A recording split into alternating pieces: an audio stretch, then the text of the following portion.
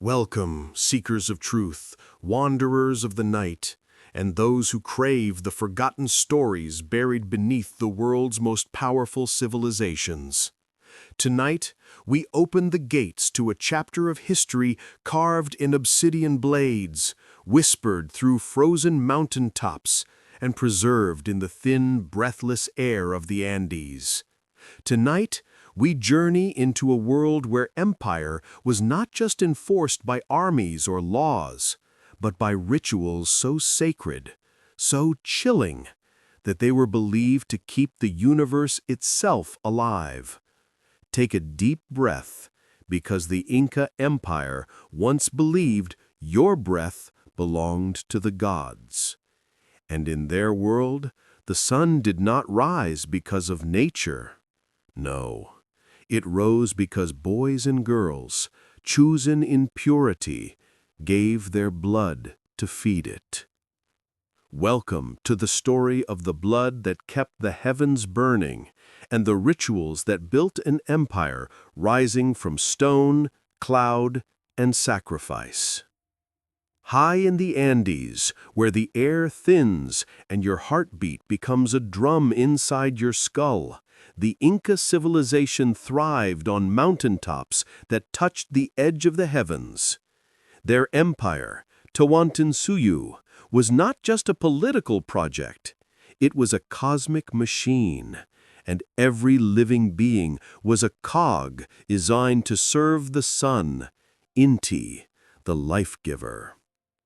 To them, the sun god was the divine father of emperors, and the emperor, the Sapa Inca, was not a ruler by bloodline alone.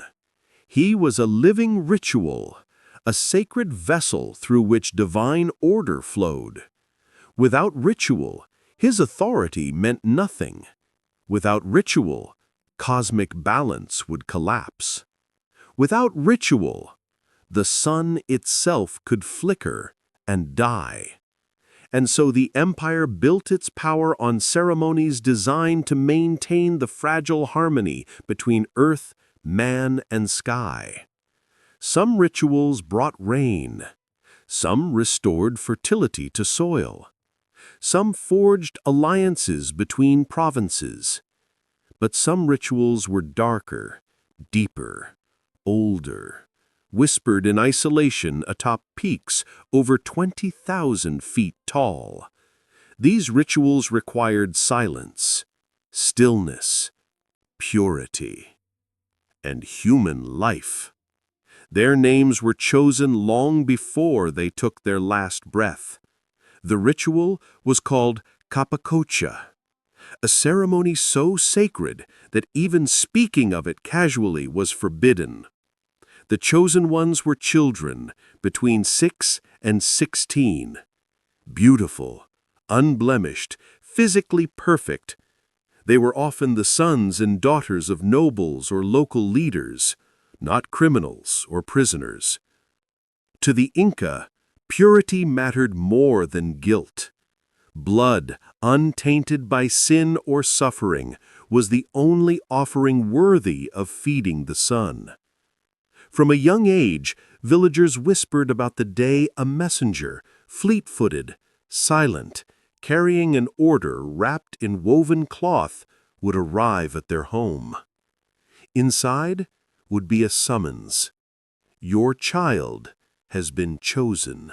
For most families, this was not a death sentence. It was an honor of unmeasurable magnitude. Their child was chosen to live among the gods forever. Their lineage would be blessed. Their crops would grow. Their illnesses would heal. Their ancestors would smile upon them. But beneath the honor, mothers trembled. Fathers swallowed fear, because every parent understood that once their child left home, they would never see them again. The chosen children traveled to Cusco, the heart of the empire, where they were dressed in the finest garments, adorned with feathers, gold, and precious shells. They feasted, they learned sacred songs, they were celebrated as living treasures. And then When the time came, they walked into the mountains. The Inca road system stretched across nearly 25,000 miles. Along these stone paths, carved into cliff sides and winding through clouds, children selected for Capacocha traveled toward their final destination. They were led by priests, attendants, and often local nobles. The procession moved slowly, deliberately. At each village along the way, the children were given gifts, food, and blessings. Flowers were braided into their hair, their faces were painted. They walked not as victims, but as celestial ambassadors. But make no mistake, the journey was brutal. Imagine climbing for weeks at altitudes where most modern climbers need oxygen. Imagine freezing winds, the sting of snow that cuts the skin, the thin air that refuses to fill your lungs. Even strong adults trembled on these heights. Yet the children walked, calm and dignified, guided by the belief that at the peak of the world, the gods waited. At the end of every path stood a mountain shrine, an apu, a sacred place where earth and sky were believed to speak to one another. These shrines were not small altars. Some were massive complexes built on cliffsides. Others were simple stone circles lost in the howling wind. And it was there, at the edge of the world, that the ritual unfolded. Modern depictions often imagine violent sacrifice, knives, blood, struggle. But the truth is far more haunting. When archaeologists discovered the best-preserved sacrificial victims in history on the mountains of Peru and Argentina, frozen, untouched, faces peaceful, they realized the ritual was not designed to be brutal. It was designed to be quiet. Before the final ceremony, the children were given chicha, a fermented drink, and coca leaves to numb pain and induce a deep, dreamlike state. The cold of the mountains, often 20 below zero, slowed their pulse. Their breaths became shallow, their bodies relaxed. They were gently placed in pits, seated or curled like sleeping infants, surrounded by figurines of gold and silver, small bags of food, feathers, and woven dolls representing their families. Then the priests sealed the chamber. The cold did the rest. When their bodies were found centuries later, their skin was intact, their hair still braided, their last breath frozen inside their lungs. One girl, known now as the Maiden of Lulayaiko, looked so alive that explorers thought she was simply asleep, but she had been sleeping for over 500 years. This was not sacrifice by bloodshed, it was sacrifice by stillness, a return to the earth in the most sacred, peaceful manner their culture understood. To the Inca, these children did not die, they transformed. From the outside, human sacrifice looks like cruelty or madness, but to the Inca, it was politics magnified to a cosmic scale. 1. It unified the empire. The Inca Empire was vast, spreading across dozens of cultures, languages, and landscapes. Capacocha rituals required local leaders to send their own children to be honored by the empire. This was ultimate allegiance, a ritualized pledge of loyalty. 2. It maintained divine favor. The sun god's warmth was not guaranteed. Droughts, earthquakes, and volcanic eruptions were interpreted as signs that the gods were displeased. Sacrifice restored balance, protecting the empire from collapse. 3. It strengthened the emperor's power. Only the Sapa Inca could authorize a Capacocha ritual. This made him not just a king, but the gatekeeper of cosmic order, the one human who could speak to the gods. 4. It spread fear and awe. No army, no law, no border could inspire the same emotional submission as a ritual believed to hold the universe together. People obeyed because disobedience was not just treason, it threatened the cosmos. Empires fall when fear outweighs faith. But the Inca understood a subtle truth. Rituals build loyalty more effectively than weapons. Today, scientists, archaeologists, and historians still stand in awe before the preserved children of Capacocha. Their bodies tell a story of empire, ritual, and devotion more powerful than any written text. Their skin still unwrinkled, their clothing still vibrant, their faces peaceful, eerily serene. They do not look like victims. They look like messengers who simply never returned. The Inca Empire fell centuries ago, but these children remain, guardians of a forgotten worldview. They remind us that ritual is not always about savagery.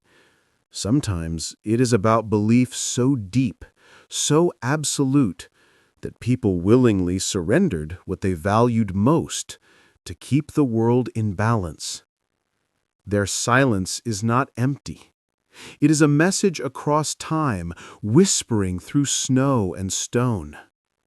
Empires rise when humans fear the gods, but they endure when humans believe the gods need them. As the wind howls over the Andean peaks and the frozen children of Capacocha remain locked in time, we are left with a haunting truth. Empires are built on faith just as much as force, on ritual just as much as war, on sacrifice, both symbolic and real. The Inca did not build their empire with stone alone.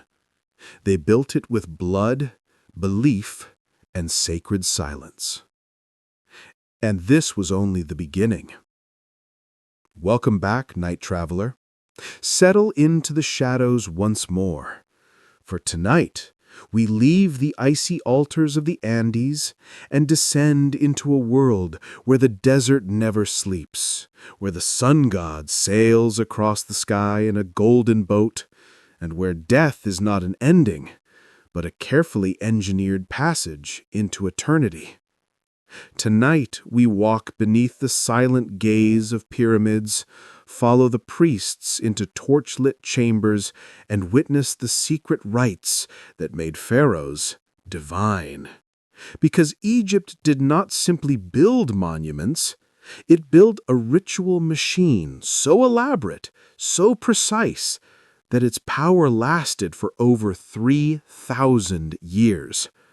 And like all great empires, its strength came from shadows. To understand Egypt, you must understand this truth. The pharaoh was not just a king, he was a ritual. Every breath he took, every procession he walked, every crown he wore, each was part of a sacred system designed to maintain the order of the universe.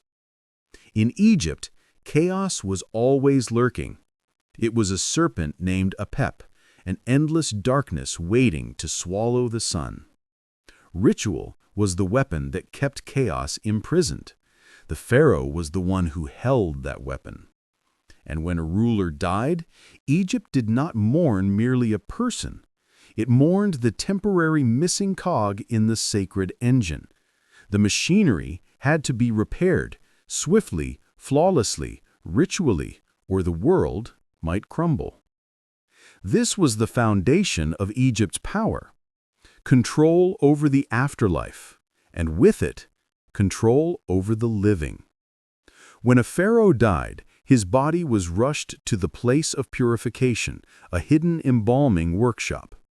The air inside was thick with resin, incense, and the heavy scent of preservation oils. Torches flickered against walls covered in spells. Priests wearing jackal masks whispered hymns. The corpse lay on a stone table, silent, but central to a process that would take 70 days. To the Egyptians, the corpse was not a shell. It was a future god. But to become divine, it had to be perfected. This is where the ritual machinery began. The first step was purification, washing, anointing, and chanting over the body. Then came the removal of internal organs, each treated as sacred, each placed in its own vessel protected by a powerful deity. The liver belonged to Imseti, the lungs to Hapi, the stomach to Duamutef, the intestines to Quebesenyef. The heart, believed to contain the soul's morality, remained. The brain, seen as useless, was scooped out with hooks and discarded. To us, this feels strange. To them, it was sacred engineering.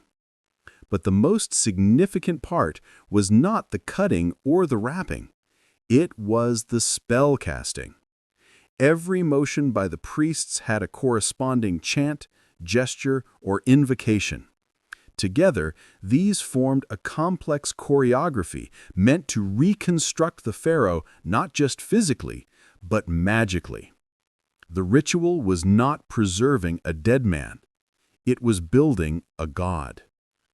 By the time embalmers were done, the pharaoh lay covered in layers of linen, each soaked in resins that hardened into a protective shell. Every layer was inscribed or blessed. Every amulet inserted between wrappings had a purpose. Scarabs to protect the heart, Wadjet eyes to restore sight, Jed pillars for stability, Ankh charms for eternal life. Egyptian mummification wasn't primitive, it was ritual technology designed to shield the king across dimensions. And yet, the ritual was incomplete. The body was whole, but the soul was silent.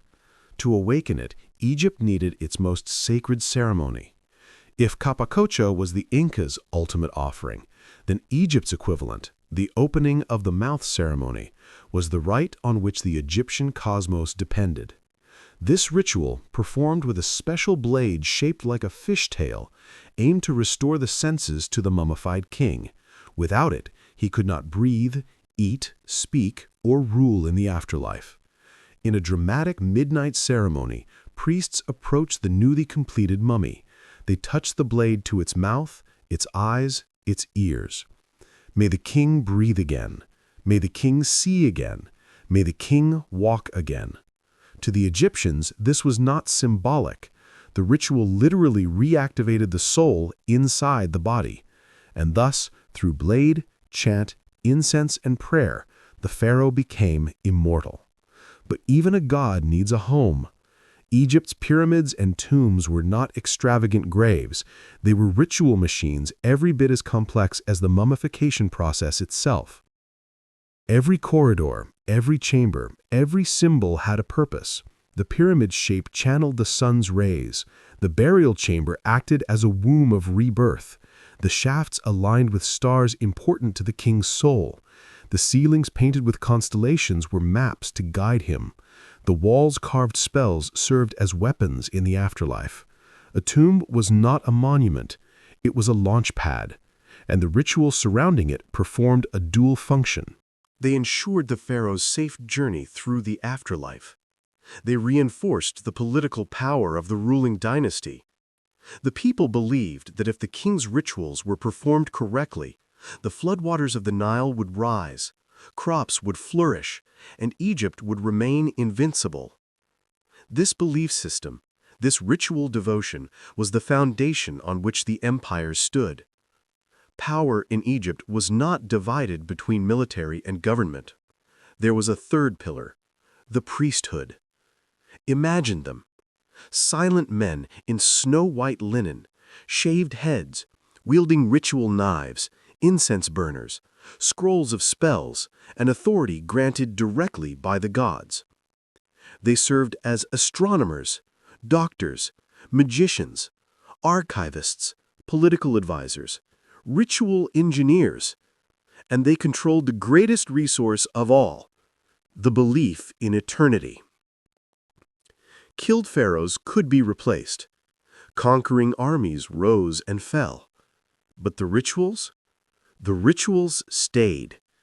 They were the true machinery of power. Sometimes kings tried to weaken the priesthood. Sometimes priests tried to replace kings. Both sides understood the same truth. Without ritual, no one ruled Egypt. Hollywood dramatizes Egyptian curses, but their origin is real. Tomb inscriptions cursed anyone who dared disturb the king's eternal rest. Not because Egypt feared grave robbers, but because the ritual cycle depended on the mummy remaining undisturbed. Breaking the tomb meant breaking the magic. Breaking the magic meant breaking cosmic order. Some curses promised disease. Some promised madness. Some promised violent death. These were not meant to scare intruders. They were meant to protect the ritual machine that powered the empire. Even today, we still speak of the curse of the pharaohs with a shiver. Some part of us, like the Egyptians, still believes that ritual power lingers. Egypt endured for millennia because ritual provided 1. Absolute legitimacy. If a ruler was divine, questioning him meant questioning the sun. 2. Eternal continuity. Each pharaoh became a god, creating an unbroken chain of cosmic authority. 3. Social order. The rituals framed every stage of life: birth, marriage, death, harvest. 4. Fear and respect. Curses, divine punishments, and cosmic threats ensured obedience. 5. Cultural unity.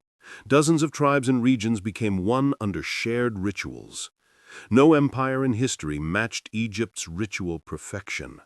Its ceremonies were not superstition. They were architecture, constructing a kingdom of meaning, fear, hope, and cosmic order. And so, as the torches dim in the burial chamber and the newly awakened pharaoh begins his eternal voyage, we step back and recognize the truth. Egypt built an empire, not by force, but by ritual. Not by intimidation, but by belief. Not by war alone, but by the promise of eternity. Their kings lived as divine symbols. They died as sacred engines, and they rose again through the machinery of ritual. Rome was not created in a day, nor was it held together by armies alone. Tonight, we step into the empire that conquered continents not only with swords, but with rituals so secret, so forbidden, that even those who wrote Rome's history dared speak of them only in whispers. Let the torches burn low, let the shadows deepen across marble floors and ancient temples, for we are entering a world where emperors became gods, warriors swore blood oaths beneath the earth, and priests read the future in the steaming entrails of the dead. Welcome to the ritual heart of Rome, an empire built as much on the supernatural as on the military might that echoes through time. To outsiders, Rome looked invincible. Stone roads stretching to the horizon, legions marching like iron machines, and emperors cloaked in purple. But at its core, Rome was afraid. Afraid of chaos, afraid of the gods' anger, afraid of forces older than the city itself. Every victory, every new emperor, every public execution and Senate decision had ritual hands guiding it from the shadows. For Romans believed that without ritual, the empire would unravel. Without sacrifice, the gods would turn their backs, and without secrecy, true power could not survive. The most mysterious of these rites belonged to Rome's mystery cults, secret societies imported from conquered lands and adopted by soldiers, senators, and emperors alike. The cult of Mithras, spread through the legions, was among the most feared and revered. Deep beneath Roman streets, in cave-like temples, carved to resemble the cosmos, soldiers participated in ceremonies where the world was reimagined through symbols of blood and rebirth. They gathered in darkness, lit only by oil lamps flickering against rough stone. At the center, a muscular figure, Mithras, was depicted slaying a cosmic bull. To the uninitiated, it was just a carving. To believers, it was the moment the universe was born. Initiation into the cult was not a simple membership. It was transformation. Newcomers were tested with trials meant to break weakness. They fasted, endured cold, fear, isolation. Some stood at the center, while the blood of a slaughtered bull was poured over them in a ritual called the Taurabolium, cleansing them, giving them new life as warriors of both Rome and the gods. They emerged baptized in blood, reborn into secret brotherhoods that answered to no emperor, no senate, only to ritual oaths sworn in darkness. These oaths were not metaphors. Breaking them meant death. But Mithras was not the only foreign god to seduce Rome. The cult of Isis, brought from Egypt, offered comfort where Roman Stoicism demanded restraint. Her temples promised healing, prophecy, and the eternal embrace of a mother goddess. Highborn women, slaves, sailors, and statesmen all knelt before her statues that depicted eyes lined with kohl, wearing gold that glimmered like desert sun. Rituals honoring Isis were theatrical. Processions with music, veiled priestesses, sacred water carried from the Nile's symbolic stand-ins. The Roman elite feared her followers' devotion, for Isis offered spiritual power not controlled by the state. Even as emperors tried to ban her worship, her temples multiplied like wildfire. Then there was the cult of Cybele, the Great Mother, whose rituals were so extreme that Roman writers refused to describe them fully. Her priests, known as the Galli, castrated themselves in frenzied devotion. Her festivals involved drumming, ecstatic dancing, and states of frenzy where participants cried, bled, and collapsed in trance. These rites horrified Rome's conservative families, yet they persisted because the empire believed Cybele protected the city itself. In times of crisis, her rituals intensified. In times of war, senators consulted her priests. And at the center of Roman ritual life was the emperor, a man who walked a delicate line between human and divine. Some emperors embraced ritual power with calculated brilliance. Others drowned in it. Augustus, the first emperor, understood better than anyone that true power came through symbolism, not swords. He restored old religious festivals, rebuilt temples, and proclaimed that he was guided directly by the gods. He performed public rituals to show that he alone could maintain the empire's favor. People believed him, because ritual was the language of authority, and Augustus spoke it fluently. But later emperors used ritual to justify madness. Caligula declared himself a living god, building temples in his own name, sacrificing rare animals to statues of himself, and forcing senators to watch. Nero performed sacred songs and rituals not as a priest, but as a self-proclaimed divine artist.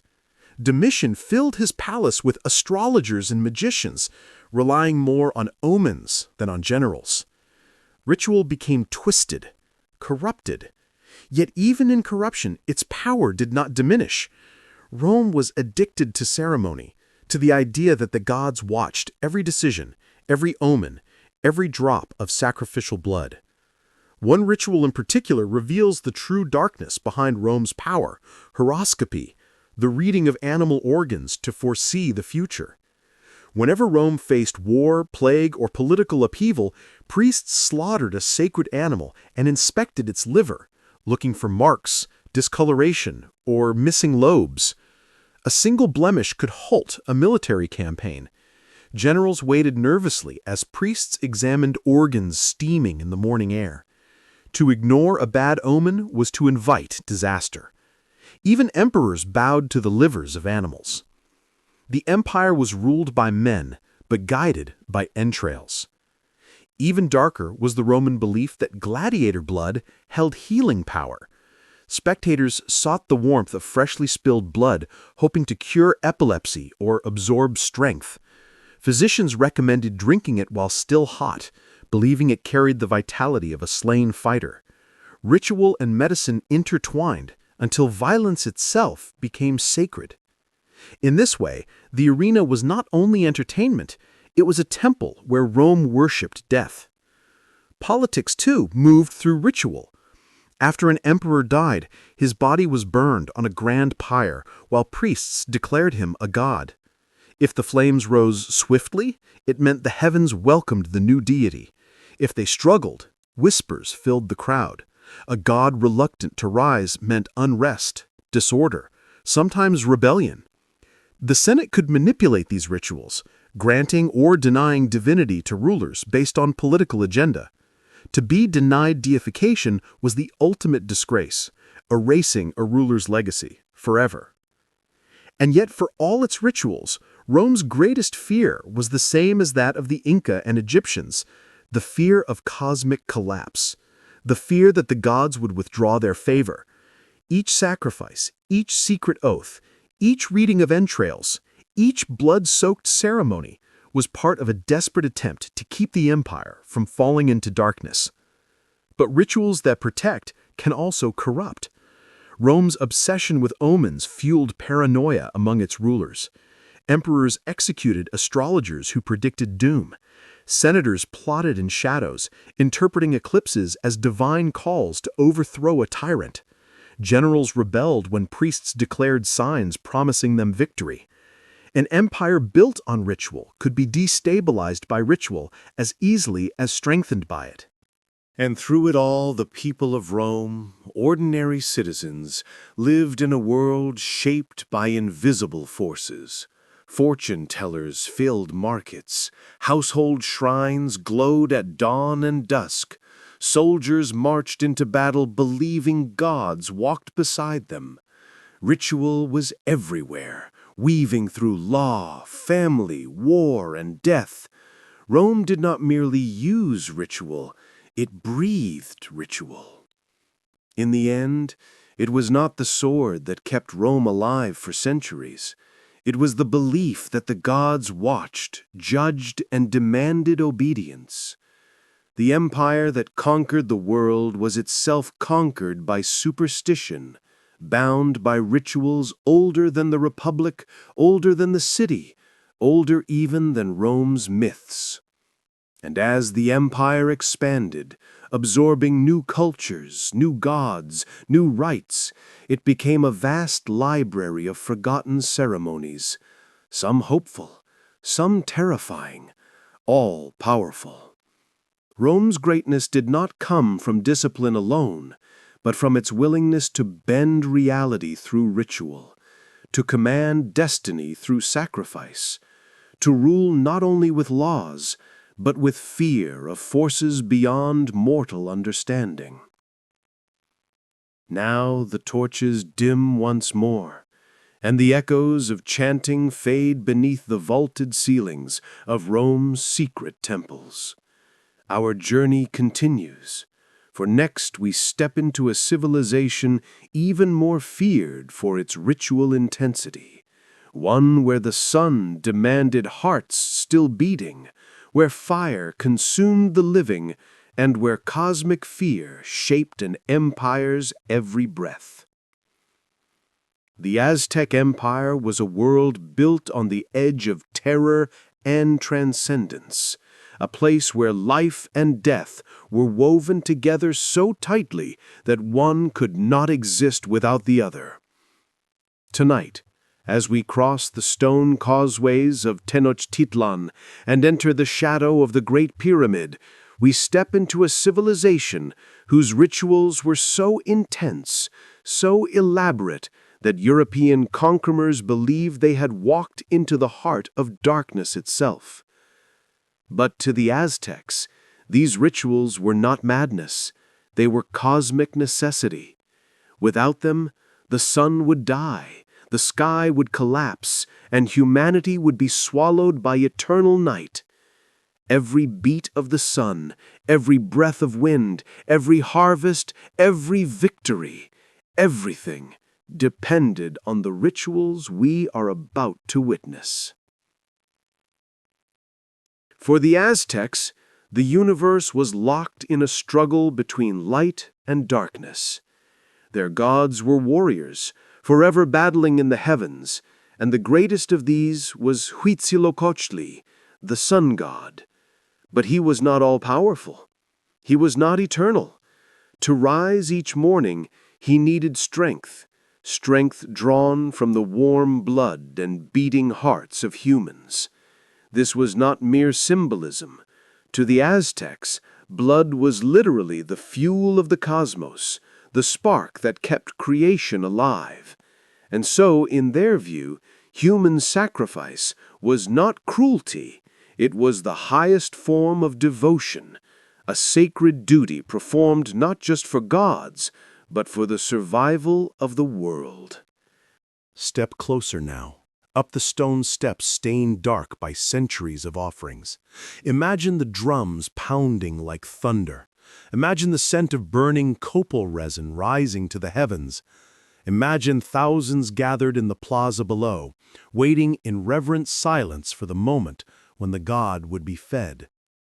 The chosen victims, warriors captured in battle, individuals selected in rituals, and sometimes volunteers seeking divine favor, were led up the pyramid. They were painted, adorned with feathers, dressed as living embodiments of the gods they were meant to honor. Their steps were slow, ritualistic, sacred. There was no confusion about their fate. They knew why they had been chosen.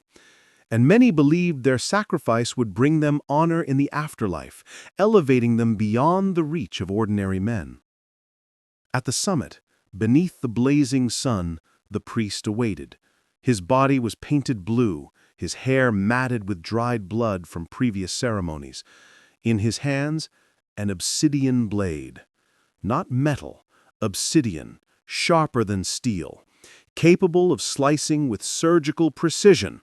And with a speed born from years of training, the priest opened the chest of the victim, reached inside, and lifted the heart high into the sky. The crowd erupted, the drums thundered louder. The heart, still beating in the priest's hand, was offered to the sun god. The body was rolled down the steps of the pyramid, where priests below received it for further rituals. This moment was not horror to the Aztecs. It was triumph. It was life. It was cosmic restoration. But the Aztecs did not reserve ritual only for warfare. Even their games were offerings. The sacred ball game, played across Mesoamerica for thousands of years, was not just sport. It was a reenactment of creation itself. Two teams battled to keep a heavy rubber ball in motion without using their hands. Courts were designed as symbolic portals to the underworld. Losers, or in some cases winners, could be offered in sacrifice at the end of the match, not as punishment, but as cosmic heroes completing a divine story. Every point scored, every ball struck, echoed the battles of gods in the heavens. And as long as humans replayed these battles, the universe remained stable. Some festivals embraced fire. Some embraced transformation. One of the most haunting involved victims who were flayed alive, honoring Xipe Totec, the god of renewal and rebirth. Priests would wear the skins of the sacrificed, walking among the people as living embodiments of renewal. To modernize, this is unthinkable. To the Aztecs, it was a profound metaphor. The old skin must die for the new to grow. It was agriculture, humanized, the cycle of seasons, a reminder that even in suffering, rebirth would come. Other rituals were quieter, yet equally powerful. Families made offerings in temples. Farmers prayed for rain by sacrificing birds and burning incense. Warriors sought visions through fasting, sleeplessness, and isolation. Priests performed ceremony after ceremony to maintain harmony between humans and gods. The empire revolved around ritual calendars so complex that only trained astronomers could interpret them. Time itself was sacred. Each day had its own god, its own energy, its own rituals that had to be respected. To live in the Aztec world was to live in constant awareness of the supernatural forces shaping every moment. But the most chilling truth is this: the Aztecs were certain that their world was fragile. They believed they lived under the fifth sun, the fifth creation of the gods, and that the previous worlds had already been destroyed. Fire, flood, jaguars, wind. Each previous age had ended in catastrophe because the gods were not fed. The Aztecs were determined not to repeat the mistakes of past worlds. If their rituals stopped, the sun would fall from the sky, darkness would swallow the earth, humanity would perish. And so they gave everything: blood, fear, devotion, to keep the gods alive. When the Spanish arrived, they were horrified. They saw only savagery. But they misunderstood the fundamental truth. The Aztecs were not killing for pleasure or greed. They were maintaining a sacred covenant with the forces they believed controlled the universe. To them, the conquistadors were not saviors. They were cosmic intruders, disrupting a delicate balance. Yet in the end, Spanish steel and disease shattered the empire. The temples burned, the rituals ended, and the Aztec world collapsed, not only politically, but cosmically. They believed the gods had abandoned them, and in a way, they had, for without ritual, their universe unraveled. Today, we stand on the ruins of their temples and hear only echoes. The drums are silent, the priests are gone. Yet the logic of their rituals, the belief that humans owe the universe a debt of blood, sacrifice, and ceremony, still whispers across time. The Aztecs remind us that every empire builds its strength on ideas of cosmic order, that fear of the universe's collapse can shape history as much as ambition or conquest. And though we judge their rituals harshly, we cannot deny their power. For centuries, they sustained one of the most sophisticated civilizations the world has ever known. Mesopotamia, land of rivers, land of clay, land of the first cities, was also the birthplace of something far darker than kingship or writing. It was the cradle of rituals meant to command the invisible world. Tonight, as we walk among the ruins of ziggurats and listen to the whisper of winds blowing across ancient plains, we enter a civilization where every shadow had a spirit, every illness had a demon behind it, and every king lived in fear, not of armies, but of curses carved into clay. In this world, magic was not superstition, it was law. Ritual was not symbolic, it was survival. And the empires of Sumer, Akkad, Babylon, and Assyria did not rise on conquest alone, but on a system of rites, spells, and sacrifices older than history itself. To understand Mesopotamia, you must forget modern logic. Here, the cosmos was a vast hierarchy of gods, spirits, demons, and wandering forces. Humans were fragile, exposed, vulnerable to supernatural dangers. The gods were powerful, but unpredictable. They could bless a city one day and flatten it with storms the next. And so the people of Mesopotamia developed the first priesthoods, not to worship gently, but to negotiate, bargain, and sometimes threaten the divine. They invented rituals that forced demons to flee, compelled gods to listen, and bound entire communities with fear of the spiritual world. Their tablets, thousands of them, are filled with instructions for summoning, banishing, cursing, healing, and divining. These were not fringe practices. These were statecraft. Among the darkest powers in this world were the demons. Not the horned caricatures of later religions, but entities far more unsettling. One of the most feared was Lamashtu, a monstrous female demon who preyed on pregnant women and newborns. Her image appears on amulets, a lion-headed creature with bird talons, standing on a donkey, holding snakes. To protect a home from her, priests performed rituals that mixed fear and magic. They invoked Pazuzu, the demon of the southwest wind, whose terrifying appearance masked his role as a protector. To summon him, a figurine of his twisted face, bulging eyes, snarling mouth, wings, was placed by the bed, facing outward to ward off evil. In these rituals, demons fought demons. Darkness kept darker forces at bay. But demons were only part of the supernatural landscape. Mesopotamians feared ghosts with equal intensity. The restless dead, those denied proper burial or forgotten by their families, were believed to wander the earth, bringing sickness, nightmares, and misfortune.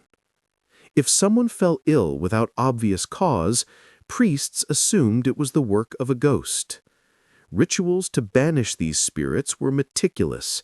They involved recitations, incense, offerings of beer or bread, and the symbolic destruction of clay figurines representing the ghost's form. The message was clear. The spirit must return to the underworld, and the living must reclaim their space. The earliest legal curses also come from this world. When kings built temples or dug canals, they buried tablets beneath the foundations describing their achievements.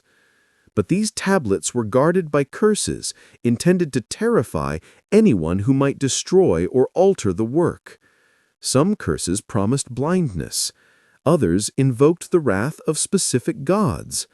Some demanded that the violator's descendants be wiped from existence. These were not poetic flourishes.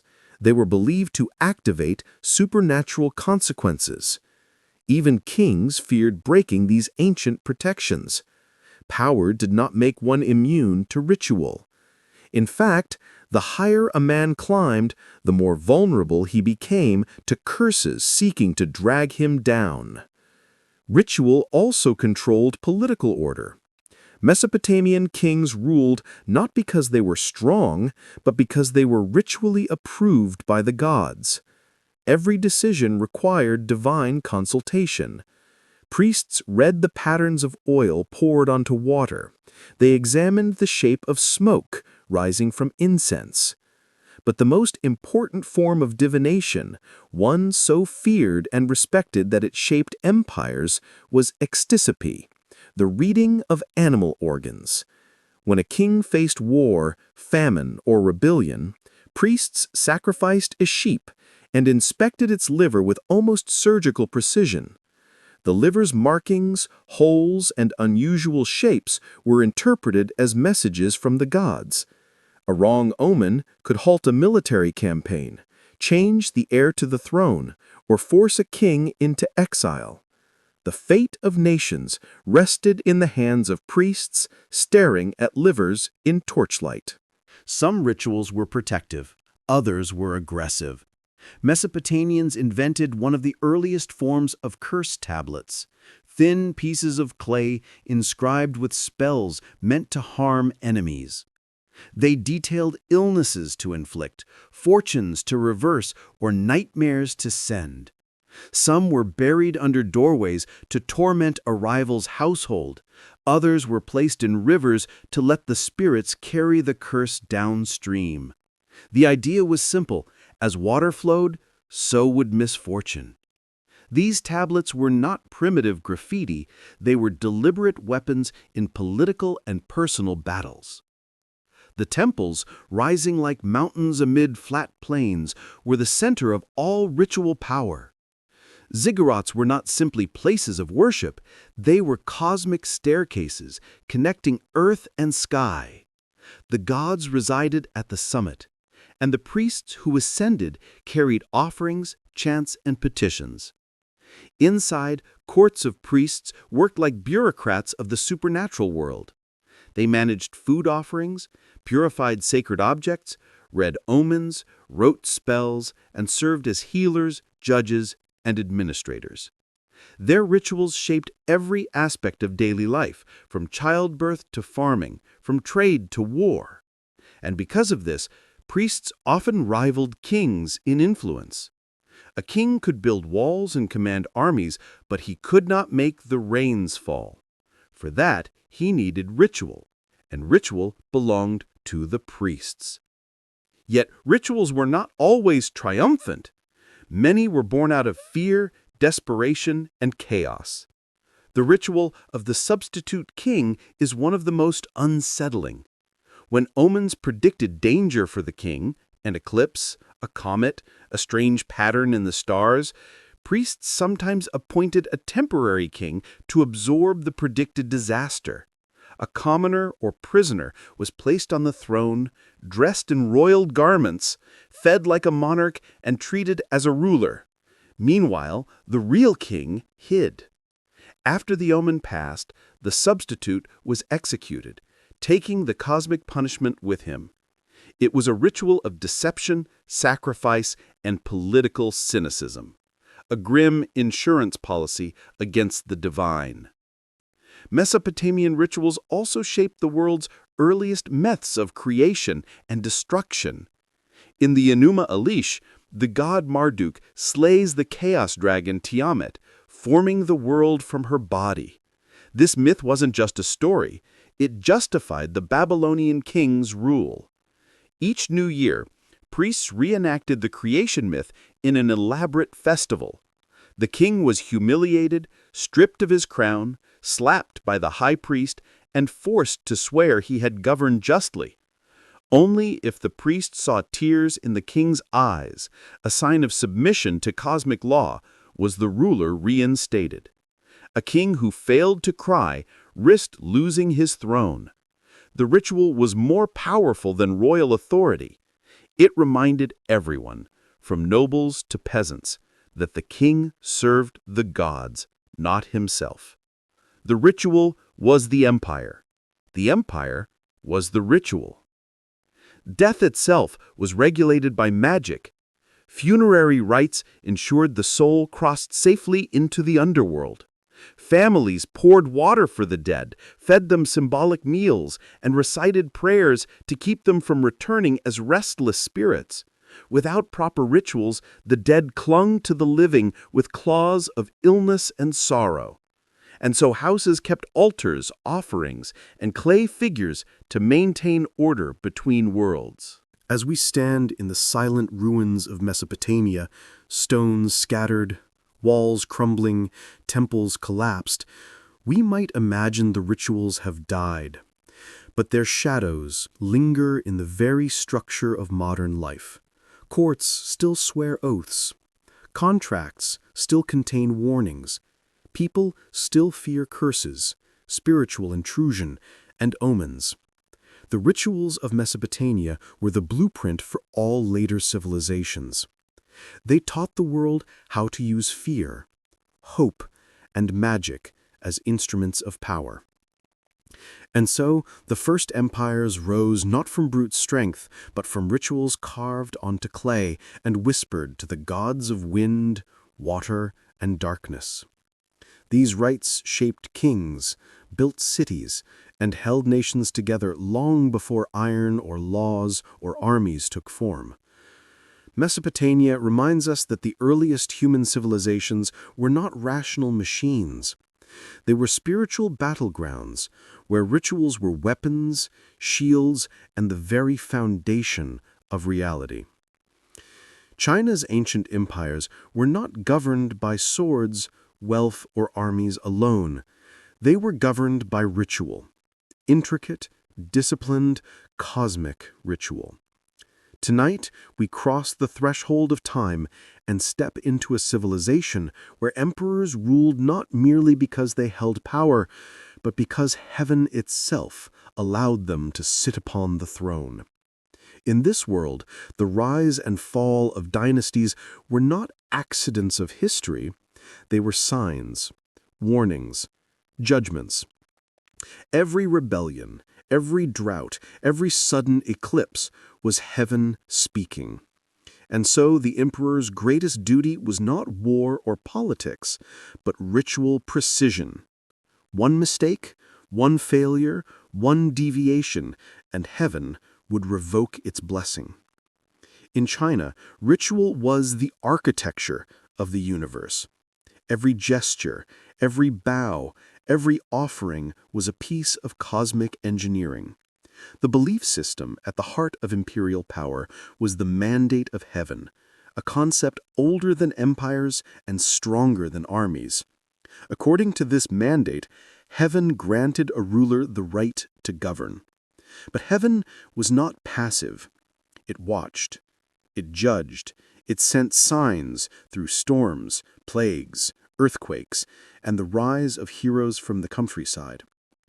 When rulers grew corrupt or neglected the sacred rites, heaven withdrew its mandate and chaos followed.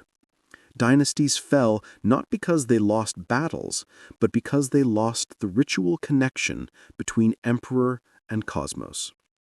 To maintain this connection, the emperor performed ceremonies that shaped the empire's fate. Among the most sacred was the ritual conducted at the Temple of Heaven. There, beneath a silent sky, the emperor, often alone or accompanied by a few trusted priests, offered sacrifices to heaven and earth. He wore plain blue robes, symbolizing the sky. He fasted beforehand, purified himself, and approached the altar barefoot. No one dared speak, no one dared breathe loudly. The emperor knelt before heaven, offering jade, silk, and the blood of sacred animals. These offerings were not symbolic, they were contractual, a promise from the ruler to uphold virtue, and a request for heaven to bless the land with harmony. Rain, crops, stability, everything depended on the emperor's sincerity. China's emperors were often isolated figures, weighed down not by loneliness, but by cosmic responsibility. They were believed to be the son of heaven, standing between the mortal world and the divine. If they governed well, the empire thrived. If they faltered, the skies darkened. A solar eclipse could strike fear across the court, for it meant heaven was displeased. Ministers scrambled to find the emperor's ritual failures. Scholars debated which ancient ceremony had been forgotten. And the emperor himself knew that if signs continued, rebellion would soon follow. In China, cosmic disorder was political disorder. Ritual was stability. But imperial rituals went far beyond the Temple of Heaven. Every aspect of governance, from taxes to punishments, from marriages to funerals, was infused with ceremonial meaning. Confucian scholars developed a meticulous system known simply as Li, the rites. Li governed behavior, speech, posture, even the arrangement of objects on a table. A court official who bowed too shallowly insulted the throne. A general who reported a victory without proper humility offended heaven. Harmony came from proper ritual. Chaos came from deviation. Even music was ritual. In ancient China, certain melodies were believed to influence the harmony of the empire. Instruments tuned incorrectly could cause social disorder. Large ceremonies featured orchestras of bells, drums, and stone chimes arranged to mirror cosmic balance. At court, music was not entertainment, it was a tool for shaping reality itself. Some rituals carried the weight of terror. Public executions were not merely punishments, they were ritual cleansing. Criminals who committed acts considered disruptive to cosmic order, treason, corruption, sacrilege, were executed in ways meant to restore balance. The infamous death by 1,000 cuts, reserved for the gravest offenses, was not only deterrence, but purification. The body of the condemned became an offering, a reminder that moral corruption had consequences both earthly and heavenly. China's emperors also relied on the Feng Shan sacrifices, performed atop Mount Tai, the most sacred mountain in the land. These ceremonies were so significant that only a handful of emperors in all of history dared attempt them. The journey required perfect omens, political stability, and precise ritual texts. At the summit, the emperor offered sacrifices that linked heaven, earth, and humanity. To complete the ritual successfully meant the emperor's rule was unquestionably legitimate. To fail, or to attempt it without heaven's approval, was unthinkable. Some emperors never tried out of fear that a single flaw in the ceremony would doom their dynasty. But rituals were not reserved for the elite. Common people lived in a world where ancestral spirits guided and protected them. Every home contained altars where incense burned daily. Families made offerings of rice, tea, and wine. They believed the dead could influence the living, for better or worse. A neglected ancestor might bring misfortune. A respected one might grant prosperity. Funerals were elaborate affairs with rituals designed to guide the soul into the afterlife. Paper money, symbolic houses, and even paper servants were burned to provide comfort in the next world. Ritual ensured harmony between the living and the dead. The shadow side of this ritual order was fear. When disasters struck, locust swarms, floods, epidemics, the people blamed the emperor's failures. Rebellions often began with religious messages, claims that heaven had withdrawn its mandate. Prophets rose from villages, charismatic leaders declaring themselves chosen by the divine to restore balance. Dynasties fell when heaven's signs were interpreted as warnings. The rituals that upheld empires could also destroy them. Yet ritual did more than bind people through fear. It unified cultures. China's empires contained dozens of ethnic groups, languages, and customs. Ritual provided a shared framework, a universal grammar of order. Even conquered peoples were absorbed through ceremonies that placed them within the cosmic hierarchy. Ritual was the invisible glue that held together a civilization spanning millennia. And always, at the center of it all, was the emperor, the solitary figure bearing the weight of heaven's expectations. Every action he took shaped the fate of millions. His rituals were not personal acts of devotion, they were public contracts with the cosmos.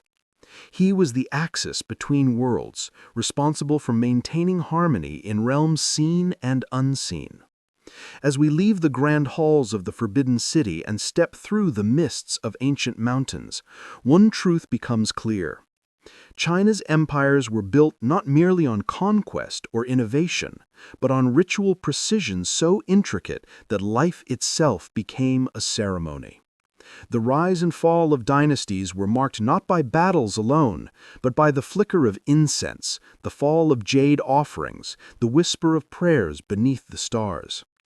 The world of the Druids was one of mist, oak, silence, and blood, a realm where the boundaries between nature and spirit blurred into something ancient and alive. Tonight, we step into the sacred groves of Iron Age Europe, places where no iron blade was allowed to fall, where the wind carried whispers of prophecy, and where rituals shaped both peace and war. Here, beneath vast canopies and beside stone circles glowing in moonlight, the Druids ruled not as kings or warriors, but as the spiritual spine of Celtic society. Their words could halt armies, crown leaders, or condemn enemies. Their ceremonies commanded storms, blessed harvests, and bound tribes together long before Rome ever cast its lasso across the land. To understand the Druids, one must abandon the modern instinct to explain everything. For these ritual masters existed in a world where meaning lived in trees, in rivers, in the seasons, in the flight of birds. They believed that every rock had a memory, every stream a spirit, every fire a voice. Ritual was not separate from life, it was life. And the Druid was its interpreter. These cloaked figures, often described by Roman observers as wise, terrifying, and mysterious, presided over rituals that blended philosophy, magic, astronomy, law, and sacrifice. Their knowledge was not written, because writing, to them, trapped ideas and weakened memory. Instead, Druids memorized everything: genealogies, laws, myths, ceremonial patterns, astronomical cycles. It took 20 years of training to become one. Druids were divided into ranks: the priests, the bards, and the seers. The priests conducted ceremonies, judged disputes, and guided tribal leaders. The bards preserved history and lore through song. And the seers, the most feared of all, interpreted omens, visions, and the will of the gods. Their power came not from armies, but from knowledge inaccessible to ordinary people. A druid's curse could ruin a leader's reputation. A druid's blessing could unite feuding clans. Their influence spread through ritual, and ritual shaped society. One of the most sacred rituals occurred in the quiet depth of oak forests. Oak trees were the axis of the Druidic world, symbols of strength, endurance, and divine presence. Mistletoe that grew upon these oaks was believed to contain the sun's power. Druids harvested it with a golden sickle during certain phases of the moon, catching it in white cloth to prevent it from touching the ground. It was used in healing rites, fertility ceremonies, and blessings meant to ensure prosperity. But oak groves were also places of judgment. Disputes could only be resolved under the gaze of ancient trees where the spirits of ancestors listened. To lie before the oak was to lie before the gods. The rituals of war, however, were far darker. When tribes prepared for battle, Druids walked before the warriors, chanting spells and calling on the protection of gods like Tyrannis, Tautatis, and Asus. They invoked storms, chaos, and terror to weaken the enemy. Some rituals involved human sacrifice, not as punishment, but as cosmic negotiation. Prisoners captured in battle were offered to gods who demanded blood for victory. Sometimes ritual fires consumed them. Sometimes they were bound in wicker structures that Roman writers later sensationalized as the Wicker Man. Whether these descriptions were exaggerated or not, the fact remains the Druids believed that blood appeased the divine powers of the natural world. But not all sacrifices were violent. Many rituals focused on prophecy. The Druids read omens in the movement of stars, the patterns of flames, the shapes of clouds, and even the screams of animals. One ritual involved watching the flow of a river after offerings were dropped into it. The water's reaction revealed the will of the gods.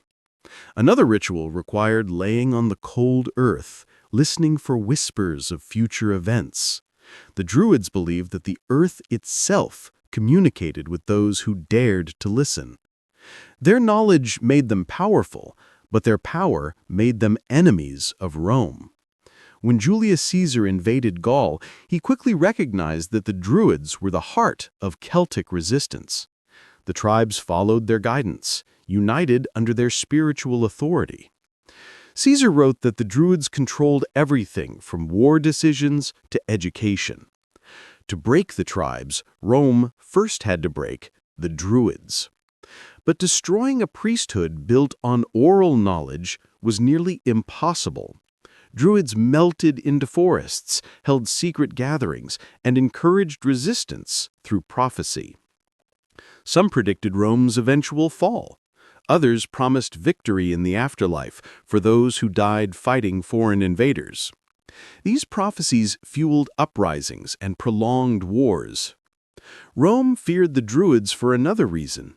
They commanded loyalty through ritual rather than law. The Druids held courts that rivaled Roman authority. They punished criminals, not with prisons, but with exile, a spiritual and social death. They could declare someone ritually impure, cutting them off from ceremony and community. No Roman decree carried that kind of psychological weight. This made Druids a threat not just militarily, but ideologically. The tension between Rome and the Druids reached its apex on the island of Anglesey, a Druidic stronghold. Roman historians recount a chilling scene. As Roman troops landed on the shores, they saw Druids raising their hands, calling down curses, while women dressed in black wailed and screamed like banshees. Fear froze the soldiers. Their commanders had to force them forward. The grove was destroyed, and many Druids were killed. Rome believed it had crushed the heart of Celtic ritual, but Druids survived, retreating deeper into the natural landscapes that had always been their sanctuary. Even after the Roman conquest, the rituals lived on in disguised forms: songs, celebrations, seasonal festivals, and folklore. Samhain, the ancient festival marking the boundary between the living and the dead, evolved into Halloween. Beltane, the fire festival celebrating fertility and protection, survived in rural traditions. Though the priesthood dissolved, the rituals left a deeper mark on European culture than any emperor's laws. What makes the Druids unforgettable is not just their mystique, but their worldview. They believed that nature was alive, that the cosmos had order, and that ritual maintained that order. Their ceremonies were not random acts of superstition, they were part of an intricate spiritual system balancing darkness and light, life and death, tribe and cosmos. In their world, the forest was a temple, the sky was a scripture, the earth was an oracle, and ritual was the invisible thread weaving everything together. Africa's ancient kingdoms did not rise from stone alone. They rose from spirit, living, breathing, ancestral spirit. Tonight, we travel into a world where a king was never merely a ruler, but a bridge between the living and the dead, where masks carried the voices of ancestors, where blood pacts forged unbreakable alliances, and where rituals shaped the very soul of entire civilizations. These were societies where time flowed in circles, not lines, and where the past was never gone. It walked beside the people, guided the rulers, blessed the warriors, and warned those who strayed from ancestral law. In this world, to rule without ritual was impossible. A kingdom stood only as long as its ancestors approved. Africa's spiritual systems were vast and diverse, stretching across thousands of cultures, languages, and landscapes. But beneath the differences lay a common truth. Ancestors were not dead. They were active participants in the lives of their descendants. Every kingdom, from the Ashanti to the Yoruba, from the Great Lakes empires to the Congo, believed that kingship was sacred because it carried ancestral authority. A chief, a ruler, even an emperor, gained legitimacy not from conquest, but from alignment with those who came before. Without that alignment, a ruler was spiritually hollow, and thus unfit to govern. Among the Ashanti, for example, the golden stool was not a symbol of power, it was power. It was believed to contain the collective soul of the Ashanti people, their ancestors, their identity, their destiny. No human sat upon it. No king dared to touch it. It was placed next to the ruler as a reminder that he governed with the ancestors, not above them. Rituals involving the stool included libations, offerings, and public oaths sworn before it. Breaking such an oath wasn't treason against the king, it was sacrilege against the entire lineage. In the kingdoms of the Great Lakes region, especially Buganda and Rwanda, the ruler was seen as a spiritually charged being. Before a king could ascend the throne, he underwent rituals that purified his body and bound him to his ancestors. The coronation was a profound transformation, not a political ceremony, but a spiritual rebirth. A king was not chosen by mere lineage, he was confirmed by mediums and diviners who interpreted signs, dreams, and the voices of ancestral spirits. To rule well meant maintaining harmony between the ancestors and the living.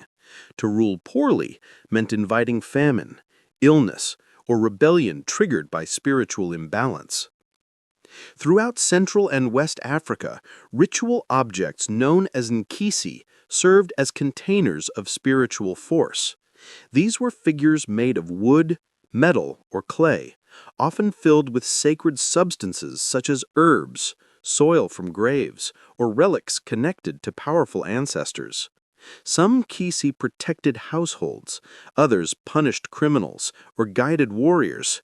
Their activation required chants, offerings, or blood. A community's well-being often depended on these objects, which were not idols, but anchors of spiritual energy. A kingdom's stability rested in part on the careful handling of its nkisi, for they were considered extensions of ancestral power. Masks also played a central role in ritual life. In the hands of a trained dancer, a mask was not a costume, it was possession.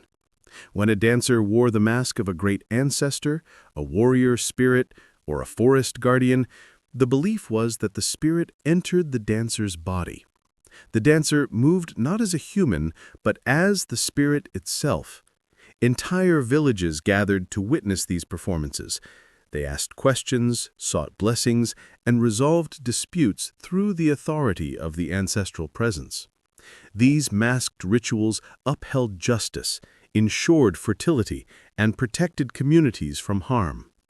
Perhaps the most misunderstood aspect of African ritual life was the blood pact, a solemn agreement sealed through shared wounds or symbolic exchange of blood. Among many groups, such pacts united families, villages, or even rival kingdoms. Blood was not traded lightly. It represented life force, lineage, and cosmic truth. To break a blood pact was to invite spiritual destruction. These pacts were more binding than written contracts. They formed alliances that lasted for generations because they were enforced by ancestors, not armies. Spirit mediums served as the voice of the unseen world. In kingdoms like Zimbabwe, they communicated with powerful ancestral spirits known as Mhondoro, who guided the welfare of the land, controlled rain, and protected the people from misfortune. Mediums entered trance states through drumming, chanting, or ritual possession and conveyed messages from ancestors to kings. No major decision was made without consulting these mediums. They advised on war, agriculture, diplomacy, and justice. A king who ignored their warnings risked losing the support of his people and the spiritual foundation of his rule. But ancestor rituals were not reserved for rulers alone. Ordinary families maintained altars in their homes, offering food, water, and prayers to honor their lineage. Births, harvests, marriages, and funerals all included ceremonies that acknowledged the presence and protection of ancestors. A child was believed to be a returning spirit from the family line. A funeral prepared the dead for their journey into the ancestral realm. Every stage of life was ritualized because life itself was part of a vast continuum connecting past, present, and future. African empires thrived not through centralized bureaucracy or uniform laws, but through ritual systems that cemented unity across diverse peoples. Ritual created identity. It created loyalty. It created order. And because these rituals were so deeply rooted in spiritual belief, they survived even when empires fell. Colonial powers tried to suppress them, labeling them superstition or witchcraft. Yet the rituals endured underground, encoded in dance, music, language, and memory. Today, echoes of them can still be felt across the continent, in festivals, ceremonies, and traditions that honor ancestors in ways as vibrant as ever. What makes Africa's ritual history so powerful is not its complexity, but its continuity. The people did not see a distinction between the physical and spiritual worlds. They understood leadership through ancestral blessing, justice through spiritual reparation, and community through shared lineage.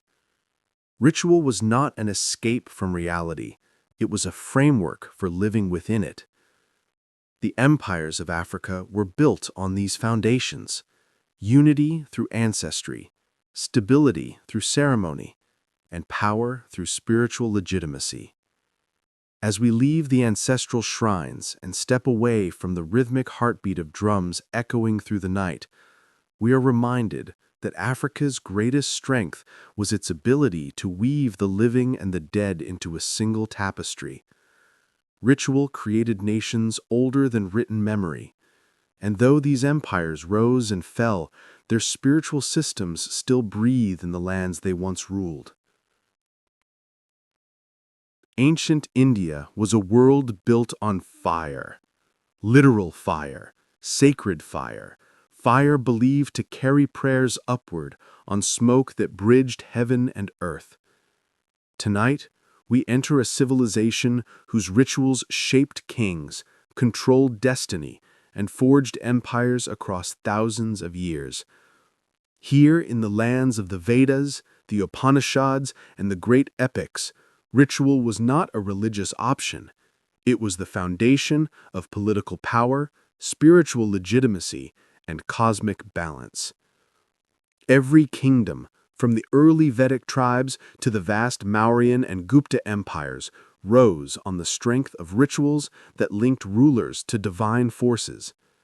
Without ritual, a king was merely a man. With ritual, he became the axis between earth and sky. The earliest rituals of ancient India were centered around fire. Agni, the fire god, who carried offerings to the heavens. These were the yajnas, ceremonies involving precise chants, geometric altars, and offerings of ghee, grain, meat, or soma. Priests known as Brahmins memorized thousands of verses, reciting them in tones believed to alter reality itself. These rituals were not performed for comfort or spirituality. They maintained cosmic order, ensured rains, protected cattle, secured victory in war, and blessed rulers with legitimacy. The rhythm of society pulsed with these ceremonies. Even the movement of stars and seasons were aligned with ritual timing. Among the most powerful rituals in this world was the Ashwamedha, the horse sacrifice. It was not performed lightly. Only a king certain of his supremacy dared attempt it. The ritual began with the selection of a flawless stallion, which was then released to wander for a year. Warriors followed it at a distance, ensuring no other king dared challenge it. If the horse crossed into foreign territory and the rival ruler bowed in submission, peace was maintained. If not, war followed. The horse's journey became a test of sovereignty across the land. At the end of the year, if all went well, the horse returned and was sacrificed in an elaborate ritual lasting days, involving queens, priests, nobles, and armies. Sacrificing the horse was a declaration to the gods that the king was worthy to rule the world. To modernize, the ritual may seem violent, extravagant, even disturbing. To ancient Indians, it was the highest form of cosmic confirmation. It was believed that the Ashwamedha restored the order of the universe after the chaos of war. It purified the king, it cleansed the land, it unified the kingdom, and it asserted that the ruler's authority flowed not from the sword, but from divine approval. But rituals in ancient India were not limited to kings. Ordinary people relied on rituals for every major stage of life. Birth, naming ceremonies, coming-of-age rites, weddings, and funerals all followed sacred patterns established thousands of years earlier. The belief was simple. If life followed ritual order, destiny would unfold smoothly. deviate from ritual, and chaos, adharma, would creep in. Ritual was not religion, it was a map of existence. As time passed, these rituals evolved. Philosophers and sages began questioning the meaning of offerings, turning their focus inward. The Upanishads introduced the idea that the true sacrifice was not in fire, but within the self. Kings who once relied on massive ceremonies now sought spiritual advisors, ascetics, and yogis to guide their rule. Yet even as philosophical ideas deepened, rituals retained their power. They simply transformed. Instead of horse sacrifices, kings performed Rajasuya rituals, elaborate ceremonies celebrating royal authority. Instead of vast fire altars, they relied on astrologers, omens, and blessings given by holy men. Still, some ancient rites refused to fade. In remote regions and powerful courts, occult rituals continued in the shadows. Tantric ceremonies emerged, blending meditation, mantra, and symbolic offerings. These rituals sought not cosmic order, but personal power, protection, victory, attraction, or destruction. Tantric adepts performed their rites at night in cremation grounds, using skull bowls and ash, invoking deities who represented both creation and annihilation. These practices shocked outsiders, but were respected and feared within the kingdoms. Many rulers secretly sought tantric blessings, believing they offered power beyond what public rituals could provide. Ritual purity also shaped social order. The concept of dharma, or cosmic duty, governed everyone from kings to servants. Each person's role in society came with rituals meant to preserve balance. A farmer's rituals ensured fertile fields. A warrior's rituals cultivated courage. A merchant's rituals promoted prosperity. A priest's rituals maintained cosmic harmony. Even rulers were bound by dharma. A king who neglected ritual duties risked droughts, invasions, or rebellion. Ancient Indian texts describe kings who lost their thrones not through enemy swords, but through ritual failure. The people believed that fate responded to ritual precision, and rulers could rise or fall according to their spiritual discipline. The power of ritual extended into warfare.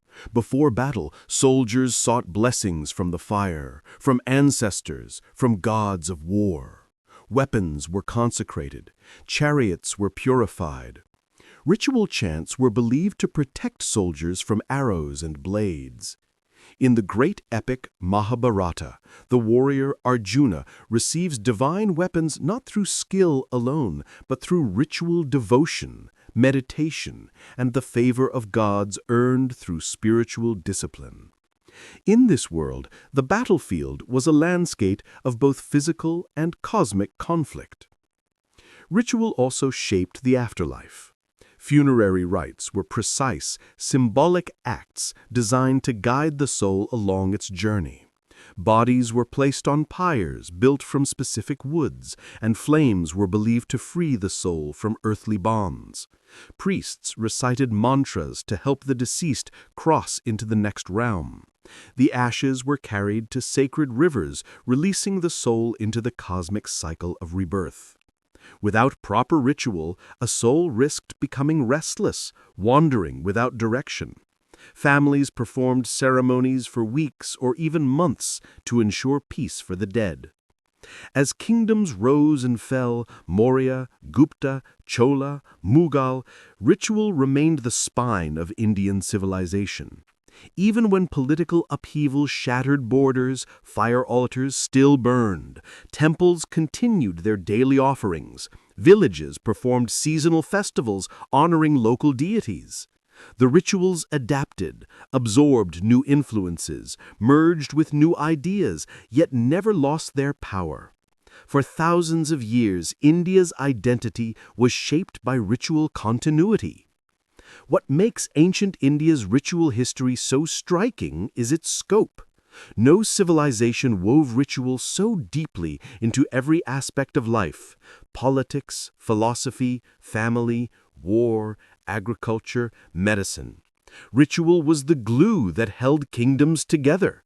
It was the language through which people communicated with gods, ancestors, the cosmos, and one another. It was both public spectacle and intimate practice. It was discipline and mystery. It was the power that made kings divine and the structure that guided ordinary life. As we leave the firelit altars and echoing chants of ancient India, one truth burns brightly.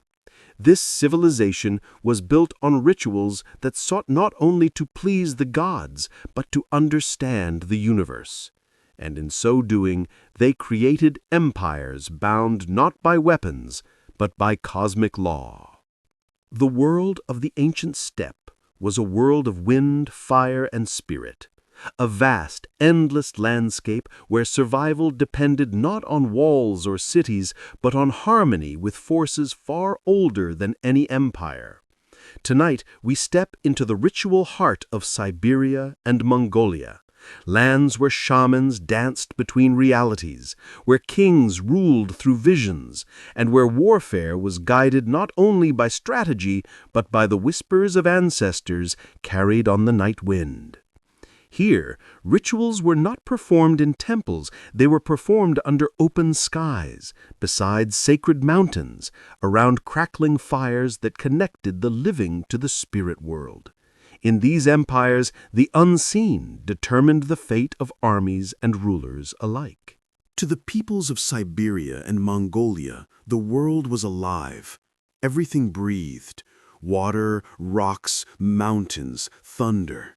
Spirits lived everywhere, in every direction, in every gust of wind. And standing between humans and these spirits was the shaman, the most powerful figure in the tribe. Shamans were healers, warriors, diviners, negotiators, and guides through the dangerous landscape of the unseen. They did not inherit their role, they were chosen, often through illness, visions, or near-death experiences that marked them as individuals capable of walking between worlds. Once chosen, a shaman underwent grueling rituals of initiation, fasting in the wilderness, learning sacred chants, and discovering the names of spirits who would become allies. A shaman's ritual was not a quiet prayer, it was an eruption. Dressed in rattling garments, adorned with iron discs, bone charms, feathers, and the skins of animals, the shaman beat a drum that mimicked the heartbeat of the universe. As the rhythm deepened, the shaman entered a trance. Some danced wildly, others sat still as stone. Their consciousness traveled through the three realms of existence: the upper world of celestial spirits, the middle world of humans and animals, and the underworld inhabited by ancestors and darker forces. In this state, the shaman sought answers to questions that determined life and death: where game had gone, which spirit caused a sickness, whether an enemy tribe planned an attack, or which direction the clan must travel for safety. These trances were not visions in the poetic sense. They were considered literal journeys. People believed the shaman's soul soared like a bird, slithered like a snake, or leapt like a stag across cosmic landscapes. The drum was the shaman's mount, the fire was the portal, and the spirits, some kind, some terrifying, responded to the shaman's calls through symbols, omens, or direct communication. Ritual shaped warfare as much as hunting or healing. When tribes prepared for battle, shamans stood before the warriors and called upon sky spirits for protection. Smoke from sacred herbs curled upward, carrying prayers to the heavens. Warriors received blessings, their weapons purified in fire, their armor marked with symbols meant to divert arrows or confuse enemies.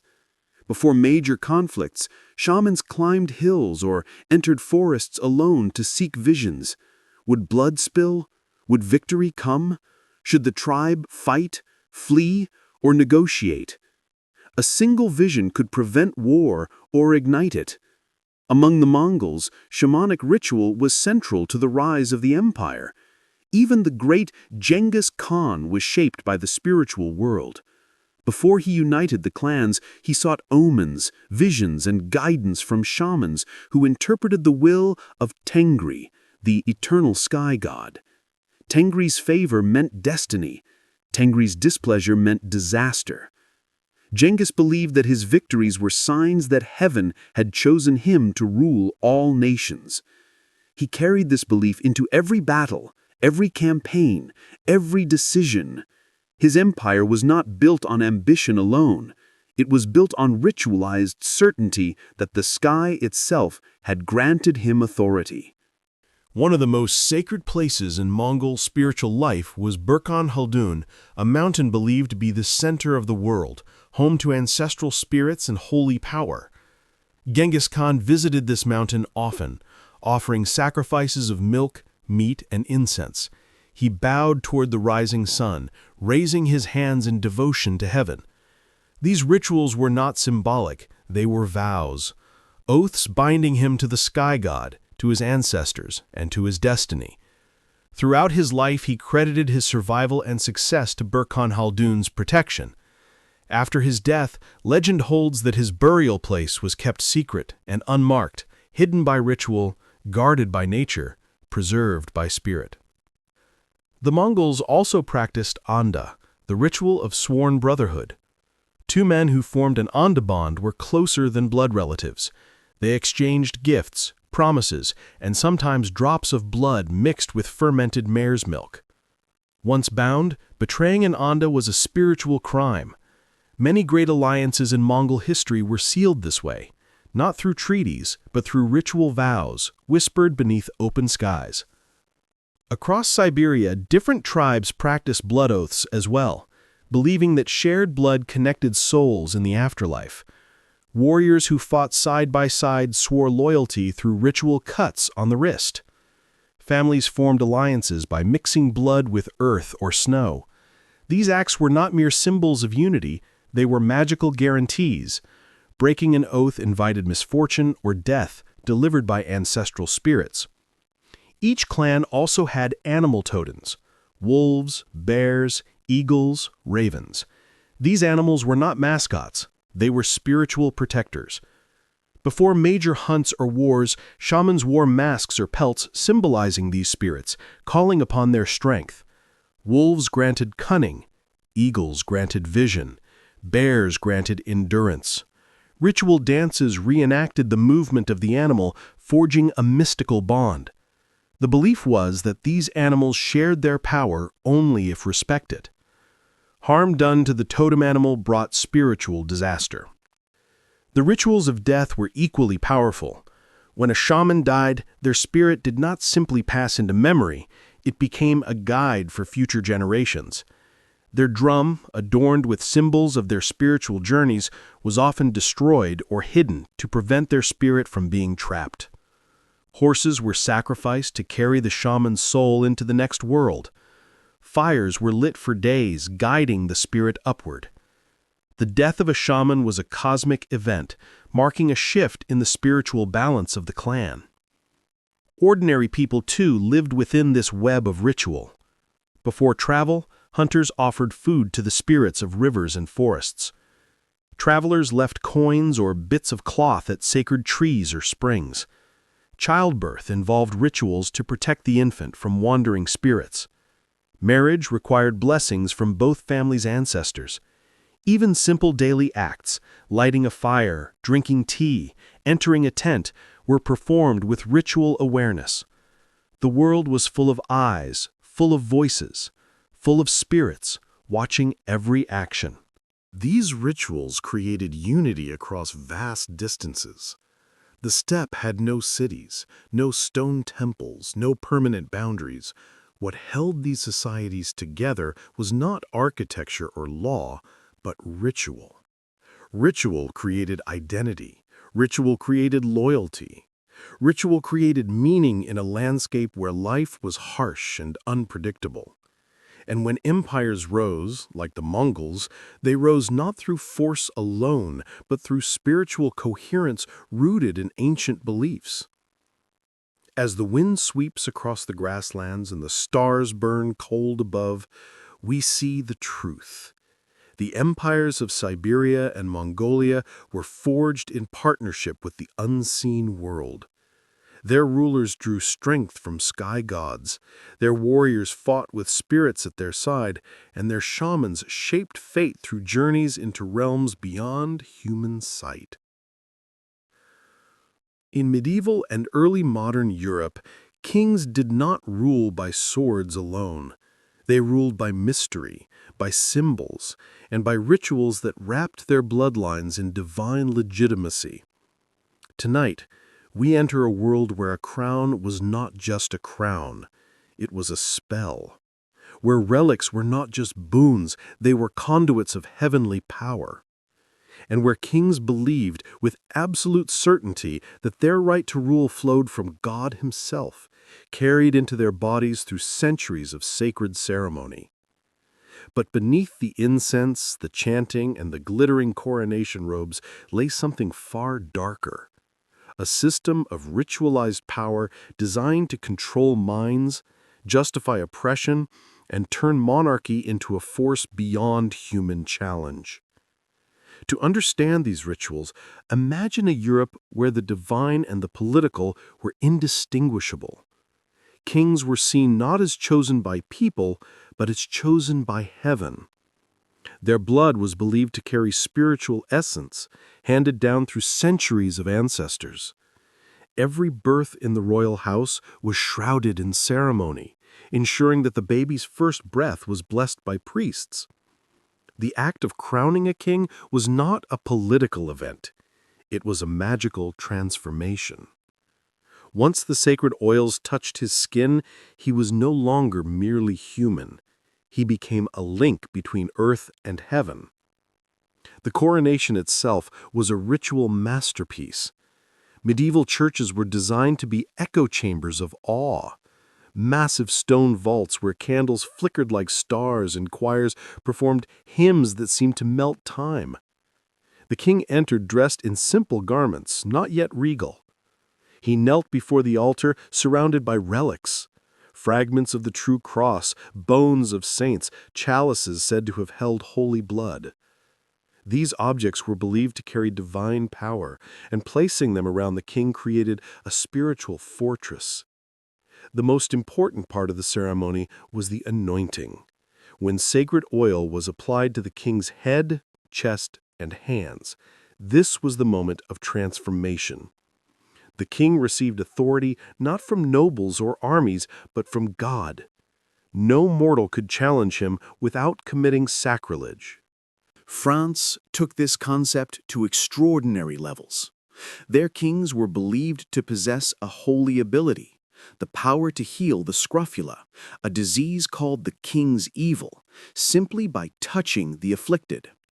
After coronations, massive crowds gathered, and the newly crowned king touched thousands of people in a ritual that blended politics with miraculous display. Whether the healing actually worked mattered less than the belief.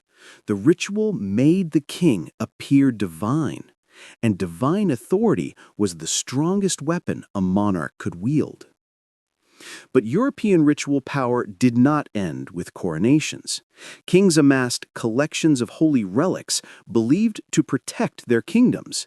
Some were legitimate, many were forgeries, but all were powerful symbols.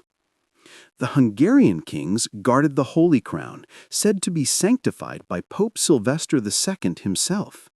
The English kings carried the Stone of Scone, upon which ancient Scottish rulers had been crowned for centuries.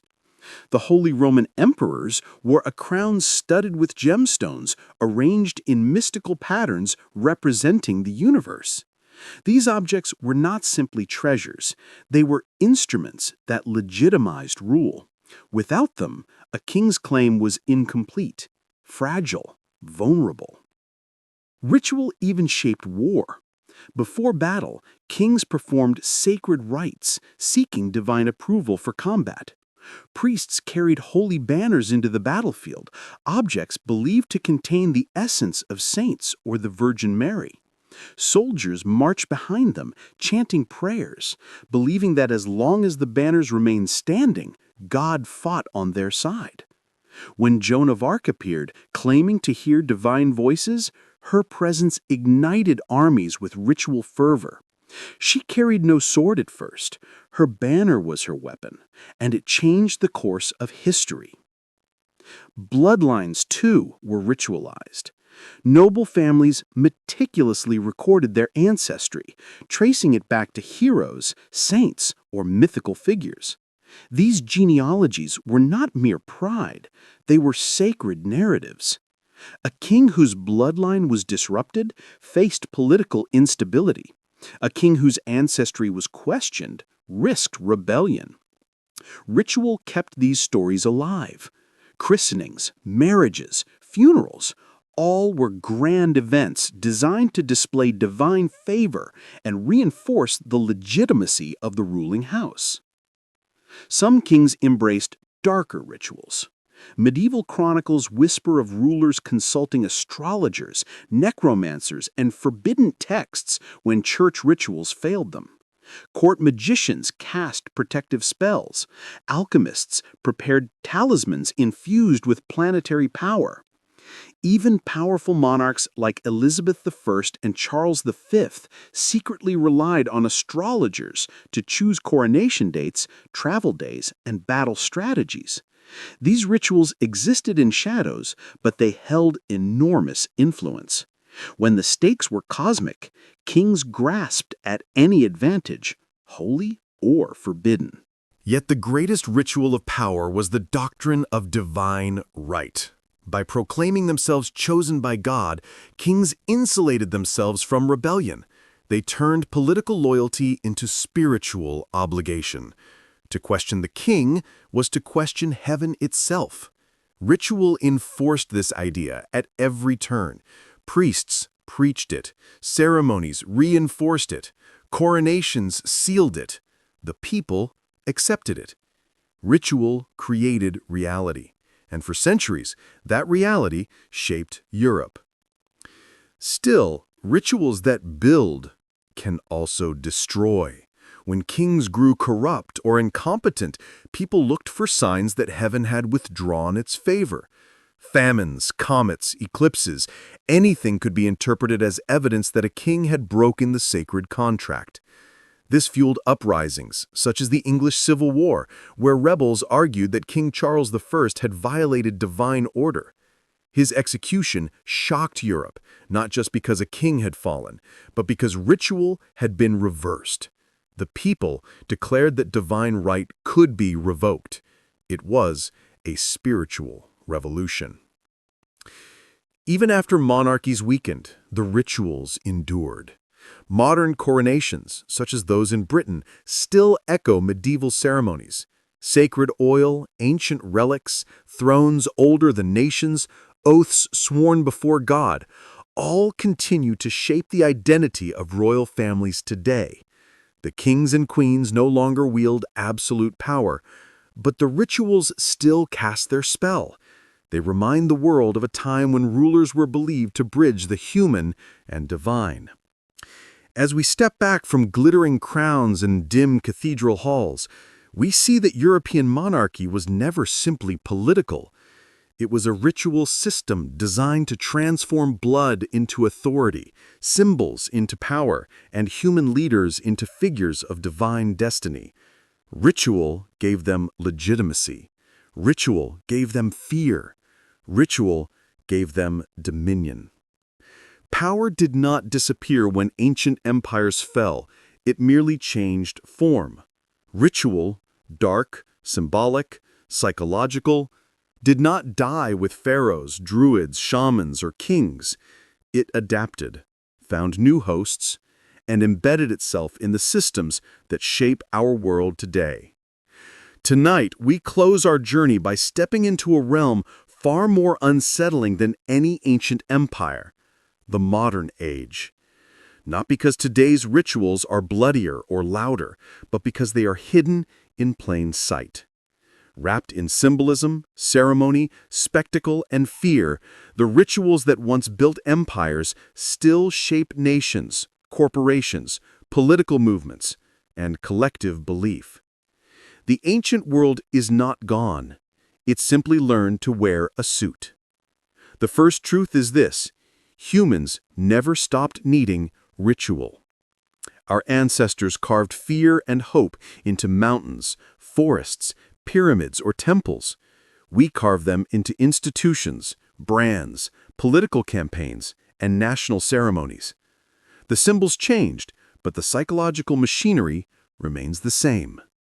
Every nation still performs rituals that declare legitimacy, unity, and power. Every leader, whether a president or a monarch, still participates in ceremonies meant to confer authority beyond the human. These modern rituals may seem secular, even mundane, but their structure mirrors the oldest rites on Earth. Think about the inauguration of a president. The oath-taking is not just legal, it is ritualistic. A hand placed on a sacred book, words repeated verbatim, a crowd assembled, music chosen with purpose, a symbolic transfer of power framed in grandeur. Cameras click, flags wave, and millions watch. The gestures do not change policy, they change perception. They say, "This is now the chosen leader," no differently than a coronation, a fire sacrifice, or an anointing. Ritual creates authority because ritual makes the intangible feel real. National identity, too, is maintained through ceremonies, parades, anthems, memorial days, and flags. These are not traditions, they are binding rituals. They unify vast populations under shared symbols, just as the Golden Stool unified the Ashanti or the Mandate of Heaven unified China. The modern world simply replaced shrines with stadiums, priests with public officials, sacred drums with national anthems. But the emotional effect is identical: belonging, fear of outsiders, loyalty to the group, reverence for symbols. Ritual has always been the glue of empires. Corporations, those modern behemoths of influence, also rely on ritual. Look at branding, logos, slogans, mission statements. These are not random. They function like totem symbols. They carry identity, belief, and emotional power. Corporate meetings, annual conferences, shareholder gatherings, they mirror ancient councils and seasonal festivals. Even onboarding new employees mimic initiation rituals, orientation sessions, vows of confidentiality, ceremonies marking entry into a structured hierarchy. The language is different, but the pattern is the same. Create a shared mythology, establish hierarchy, reinforce loyalty, preserve power. Political rallies may be the most blatant example of ritual in the modern world. Crowds gather, colors dominate, symbols rise above heads. A central figure stands elevated, speaking in rhythmic cadences. Applause becomes collective chant. The energy escalates like a religious ceremony. These gatherings are not simply speeches. They are orchestrated emotional rites that bind individuals to a movement. Ancient rulers used drums, incense, and torches. Modern politicians use lights, music, and teleprompters. But the goal is unchanged: shape belief through spectacle. Even the darker side of rituals survived: fear. Ancient empires kept control through supernatural threats, curses, divine punishment, cosmic collapse. Modern societies use psychological equivalents: the fear of enemies, collapse of order, economic ruin, unseen threats. Propaganda campaigns, conspiracy myths, and extremist ideologies operate like modern versions of ancient demonology. The language of fear creates obedience, and fear is the ancient ritual of all. Secret societies, too, continue the lineage of ritualized power. Some are harmless fraternities. Some shape global politics and finance. Their ceremonies involve oaths, symbols, passwords, hierarchy, echoes of the mystery cults of Rome or the blood pacts of the Steppe. Their power lies not in magic, but in loyalty reinforced through ritual bonds. Humans trust those who share ritual with them. That truth has never changed. Even science and medicine, pillars of modern rationality, preserve ritual structure. Doctors wear symbolic white garments, like ancient priests. Hospitals follow strict procedural rites. Scientific conferences have ceremonial protocols. Courts of law operate with robes, oaths, and sacred language. Ritual is not mystical, it is structural. Humans cannot build systems without it. But the most unsettling truth is this: the internet and digital culture have birthed their own rituals, viral challenges, online movements, mass shared behaviors that sweep the globe like contemporary festivals. Algorithms guide human behavior as oracles once guided kings. Influencers hold power once reserved for priests. Online communities form cult-like identities, complete with in-group language, symbolic icons, and ritualized posting patterns. The digital world, despite its modernity, is re-enchanted with ritual. What separates ancient rituals from modern ones is not purpose, but visibility. The Aztecs performed sacrifice under the sun. The Egyptians built monuments that scraped the sky. The Inca left their children on mountaintops. The Druids gathered beneath oaks. Today, rituals are performed on screens, in boardrooms, in ceremonies broadcast across nations. The symbols are sanitized, the meanings obscured, but the effect is the same: order, identity, legitimacy, fear, belonging. And so the ancient machinery continues turning. Ritual builds, ritual controls, ritual unites, ritual blinds, ritual empowers, ritual terrifies. Every empire, ancient or modern, depends on it.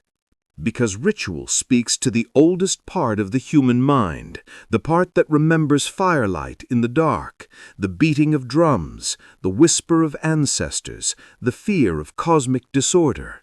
And no matter how advanced we become, no matter how secular, logical, or scientific we pretend to be, ritual still binds us. It guides us. It shapes our worlds, our nations, our leaders, our fears, our hope. The dark rituals that built ancient empires never vanished. They simply evolved, and in their new forms they rule more quietly and more powerfully than ever.